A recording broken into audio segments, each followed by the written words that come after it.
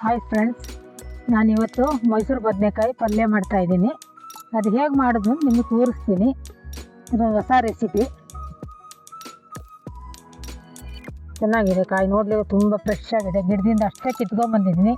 ನಮ್ಮನೆ ಹತ್ರನೇ ಗಿಡ ಇದೆ, ಕಿತ್ಕೊಂಡ್ಬಂದು ಮಾಡ್ತಾಯಿದ್ದೀನಿ. ನಾನಿವತ್ತು ಮೈಸೂರು ಬದನೆಕಾಯಿ ಪಲ್ಯ ಮಾಡೋದು ಹೇಗೆ ಅಂತ ಹೇಳಿದ್ನಲ್ಲ, ಅದಕ್ಕೇನು ಬೇಕಾಗೋ ಸಾಮಾನೆಲ್ಲ ನಿಮ್ಗೆ ಹೇಳ್ತೀನಿ, ನೋಡ್ಕೊಳ್ಳಿ. ಮೈಸೂರು ಬದನೆಕಾಯಿ, ಅದಕ್ಕೆ ಪುಡಿ ಮಾಡೋಕ್ಕೆ ಕಡಲೆಬೇಳೆ ಉದ್ದಿನಬೇಳೆ ಹುರಿದು ಇಟ್ಕೊಂಡಿದ್ದೀನಿ. ಉಪ್ಪು, ಸಾರಿನ ಪುಡಿ, ಬೆಲ್ಲ, ಹುಣಸೆಹಣ್ಣು, ಇಷ್ಟದಕ್ಕೆ ಬೇಕು. ಹೇಗೆ ಮಾಡೋದು ನಿಮಗೆ ತೋರಿಸ್ತೀನಿ. ಕಾಯಿನೆಲ್ಲ ಚೆನ್ನಾಗಿ ಚೆಚ್ಕೋಬೇಕು. ಅದ್ರ ಬೀಜ ಎಲ್ಲ ಹೊರಗೆ ತೆಗಿಬೇಕು. ಒಂದು ಕಾಯಿ ಬಿಡದೆ ಅಷ್ಟು ಚೆಚ್ಚಬೇಕು, ಬೀಜ ಹೊರಗೆ ಬರಬೇಕು. ಬಿದ್ದರೆ ಚೆನ್ನಾಗಿ ಕ್ಲೀನಾಗಿರೋದು.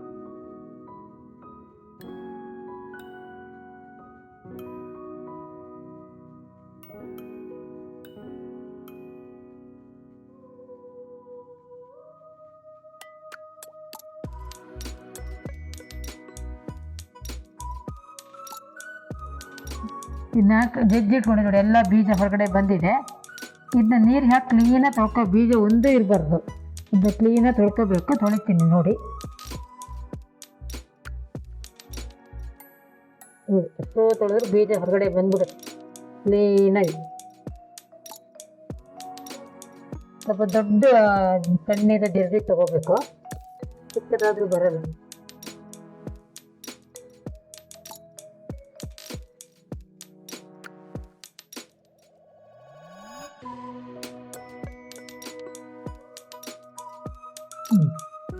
ಎಲ್ಲ ನೋಡಿ ತುಳಿದಾಯ್ತು. ಈ ಥರ ಬರುತ್ತೆ ತೊಳೆದ್ರೆ. ಒಂದು ಬೀಜನೇ ಇಲ್ಲ ನೋಡಿ, ಒಂದು ಇಲ್ಲ, ಕ್ಲೀನಾಗಿದೆ. ಇದನ್ನ ಆಮೇಲೆ ಕುಕ್ಕರಿಗೆ ಹಾಕಿ ಒಂದೆರಡು ಕೂಗು ಹಾಕ್ಕೋಬೇಕು. ಅದನ್ನ ಕುಕ್ಕರಿಗೆ ಹಾಕ್ತಾ ಇದ್ದೀನಿ. ಒಂಚೂರು ಉಪ್ಪು, ನೀರು ಹಾಕಿ ಕೂಗಿಸ್ಕೋಬೇಕು.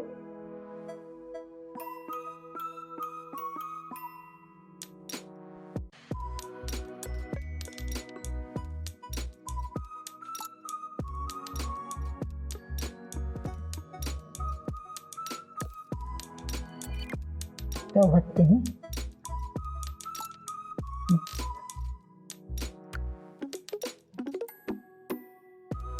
ಈ ಥರ ಉಪ್ಪು ಹಾಕ್ಕೋಬೇಕು. ಒಂದೊಂದು ಸ್ಪೂನಷ್ಟು ಹಾಕಿ ಆಮೇಲೆ ಬೇಕಾದ್ರೆ ಹಾಕ್ಬೋದು. ಒಂದು ಚಿಟಿಕೆ ಸಕ್ಕರೆ ಹಾಕಿದರೆ ಅದೇ ಕಲರ್ ಇರುತ್ತೆ ಕಾಯಿ. ಒಂದು ಚಮಚ ಹಾಕಿದ್ರೆ ಸಾಕು.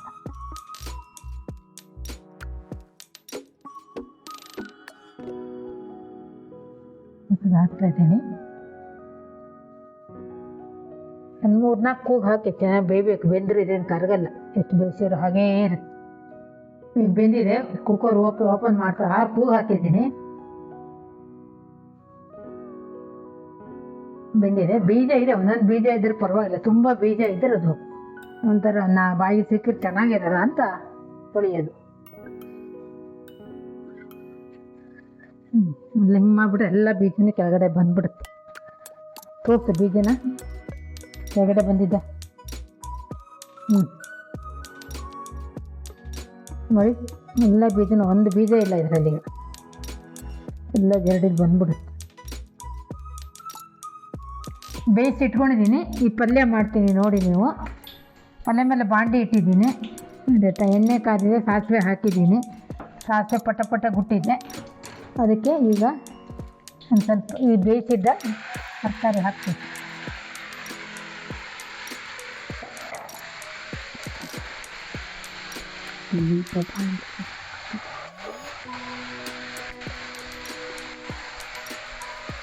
ಯಾವ್ದು ಸೊಪ್ಪು ಚೆನ್ನಾಗಿ ಬೆಂದಿದೆಯಲ್ಲ. ತಿರ್ಗ ಜಾಸ್ತಿ ಏನು ಹುರಿಯೋದು ಬೇಡ. ಇದು ಇದಕ್ಕೆ ಸ್ವಲ್ಪ ಕಾಯಿ ತುರಿ ಹಾಕಿ ಸ್ವಲ್ಪ ಬಾಡಿಸ್ಕೊಂಡ್ರೆ ತುಂಬ ದಿವಸ ಇಟ್ಟರು ಪಲ್ಯ ಏನಾಗಲ್ಲ. ಒಣಕೊಬ್ಬರಿನ ಹಾಕ್ಬೋದು. ಪಲ್ಯ ಹಸಿಕಾಯಿ ಹಾಕಿದ್ರೆ ರುಚಿ ಜಾಸ್ತಿ. ಅದಕ್ಕೊಂಚು ಅರಿಶಿನ ಪುಡಿ,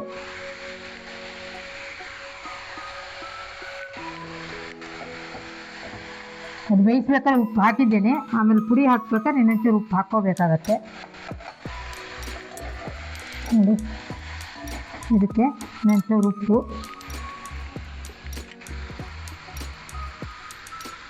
ಉಪ್ಪಿಗೆ ತಕ್ಕಷ್ಟು ಉಪ್ಪು, ಹುಣಸೆ ರಸ,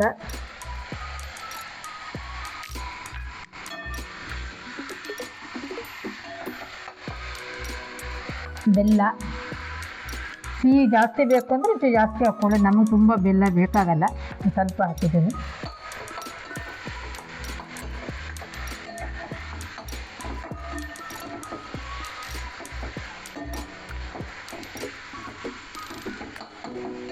ಹುಣಸೆ ನೀರು ಚೆನ್ನಾಗಿ ಇದು ಬಾಡಬೇಕು, ಹುರಿಬೇಕು, ಚೆನ್ನಾಗಿ ಹುರಿದಷ್ಟು ಚೆನ್ನಾಗಿರುತ್ತೆ. ಉಪ್ಪು ಖಾರ ಹೋಳಿಗೆ ಅಂಟುಕೊಳ್ಳುತ್ತೆ. ಇದಕ್ಕೊಂದು ಸ್ವಲ್ಪ ಸಾರಿನ ಪುಡಿ, ಖಾರಕ್ಕೆ ಸಾರಿನ ಪುಡಿ ಹಾಕಬೇಕು. 3 ಸ್ಪೂನ್ ಬೇಕು ಇಷ್ಟಕ್ಕೆ.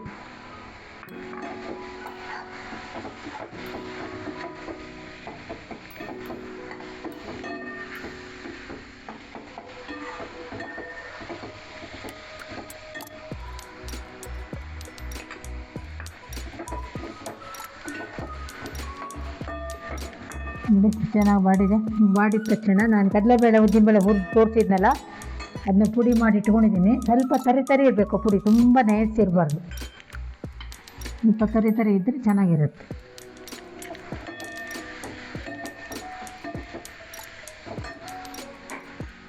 ಒಂದು 2-3 ಸ್ಪೂನ್ ಅಷ್ಟೇ.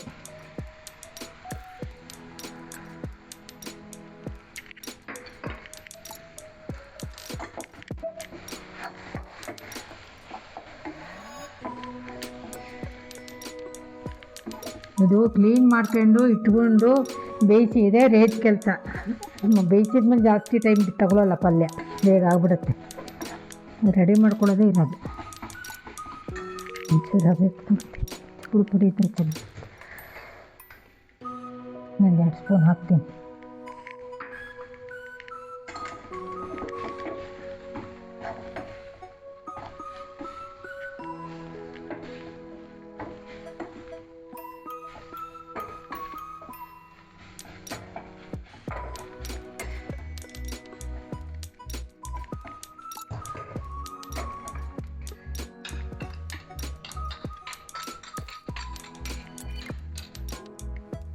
ಪಲ್ಯ ರೆಡಿ ಆಯಿತು.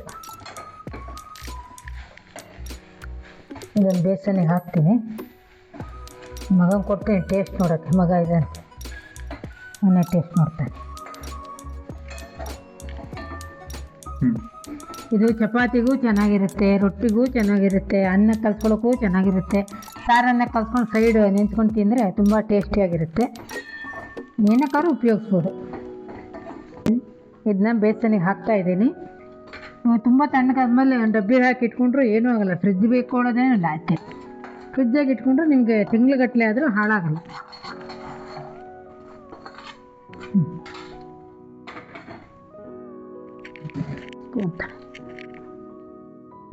ಎಷ್ಟು ರಿಚ್ಚಾಗಿ ಕಾಣುತ್ತೆ. ಮೈಸೂರು ಬದನೆಕಾಯಿ ಪಲ್ಯ ರೆಡಿಯಾಗಿದೆ. ನಿಮ್ಗೆ ಇಷ್ಟ ಆದರೆ ಸಬ್ಸ್ಕ್ರೈಬ್ ಮಾಡಿ, ಕಮೆಂಟ್ ಮಾಡಿ, ಲೈಕ್ ಮಾಡಿ, ಶೇರ್ ಮಾಡಿ. Thank you.